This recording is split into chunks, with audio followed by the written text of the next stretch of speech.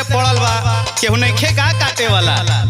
मतलब हम तू काहे इतना परेशान हुआ? खेत हमार, धान हमार, टेंशन तोके काहे इतना बा? अरे तब भौजाई हमार हो ना, तो हम ना परेशान होई। अच्छा काहे परेशान हुआ? भौजाई हो ना हमार। अच्छा हाँ सुना, बोला। अगर केहू नहीं खे मिला तो कह ना अधिया पर कटवा के कुल घरे पहुँचा देवा। सुना कहबू तो घसियो काट के तहार हम घरे पहुँचा दे।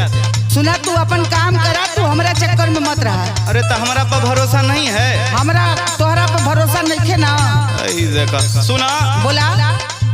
धन कटवला भौजी अधिया पर।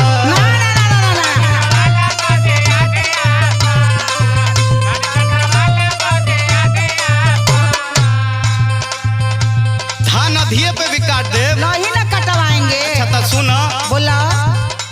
धन कटवला भौजी अधिये पर, खेतवा बजवन तोहर नदिया पर।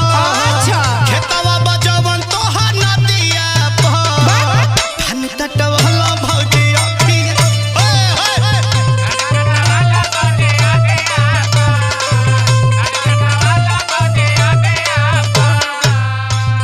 सुना। अरे का बोला बोला बोला बोला। तू जोने फेरे लगल हवा ना, तहारे कहू लोही वही ना। तमने हमरा के आलतू फालतू समझी है? फालतू फालतू नहीं ना समझे है, लेकिन इसीलिए समझा रहे हैं। सुनिए। बोलिए। अधिया पे धान ना कटाई हो।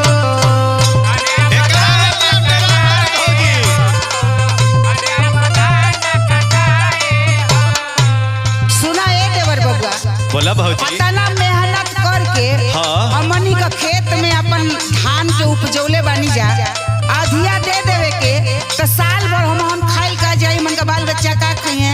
सुना। बोला। अधिया पे धान ना कटाई हो, खेतवे में भोले झर जाई हो। खेतवे में भोले झर जाई हो, अधिया पे धान ना कटाई हो।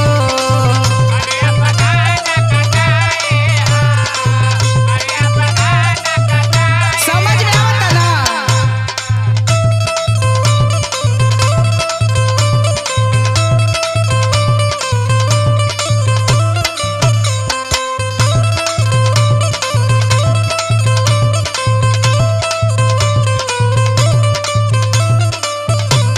अरे जी हो।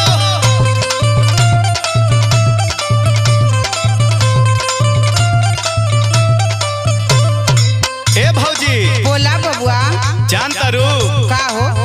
महेश भैया के, मुकेश भैया के, लालू भैया के, अच्छा सबकर पिंटू पियकड़ो के धान कटा गइल बा। अजीत का हाल चाल है? अजीतो भैया के कटा गइल बा। दीपक का, राजा का?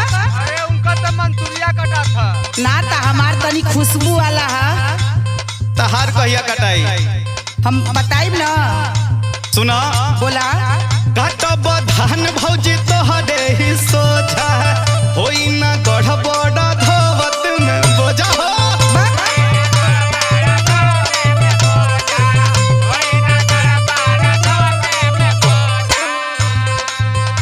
बोझा ढोए में कोनो गड़बड़ ना। अरे हम जाना थे तू कौन चक्कर में हवा, हम तोरे झांसा में ना पड़ो। अरे तू कहबू तो घास भूसा कुल उठा के लेके आई। हमें पड़ गया था। सुना। बोला। रखा दिमाग बाबू अपना ही पास हो, नहीं तो कोई दे बसर खेत नाश हो।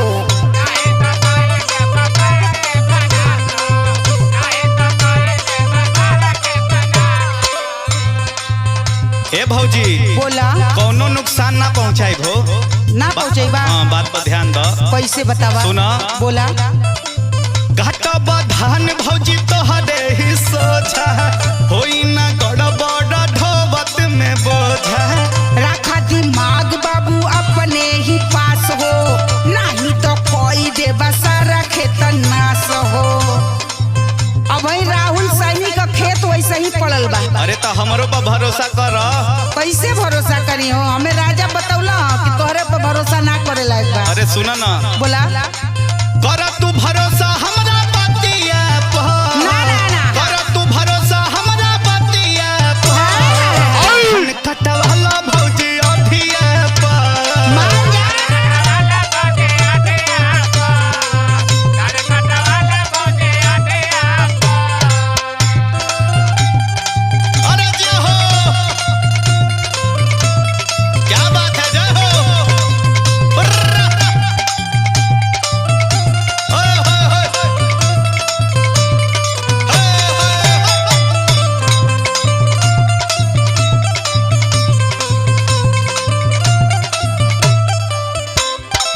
ये बतावा हाँ बोला।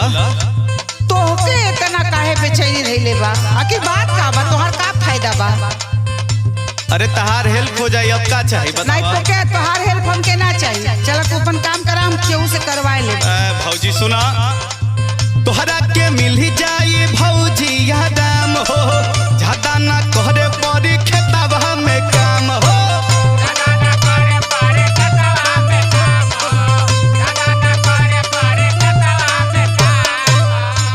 अच्छा एगो बात पूछी बतैबा? हाँ बोला। सुना बोला बोला बोला। धैले बा काहे तोहरा इतना बेचैनी? धान कटवाई बना दीपक राहुल सैनी।